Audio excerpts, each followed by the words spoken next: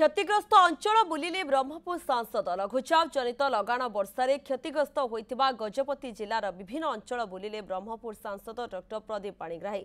प्रथमे लुहागुड़ी में पहुंचा पर बंधागुड़ा गांव को जाइए सांसद।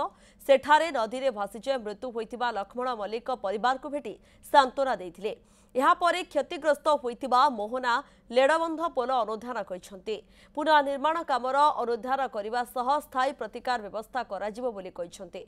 सेठारे वरिष्ठ अधिकारी आलोचना करी तुरंत पुनः निर्माण काम सारी यातायात स्वाभाविक करने को निर्देश देते। यापर रा उदयगिरी और रायगढ़ ब्लॉक गस्त कर अनुधान कर सांसद कहते। सांसदों सह मोहना विधायक दाशरथी गमांग पूर्वतन उपबाचस्पति रामचंद्र पंडा गस्त करते।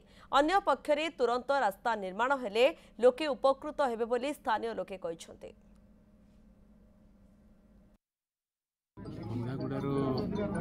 रास्ता असुविधा बहुत अच्छी मुझे देखिली लोक मान भी प्रतिक्रिया अच्छी रास्ता ठीक भाव हो पार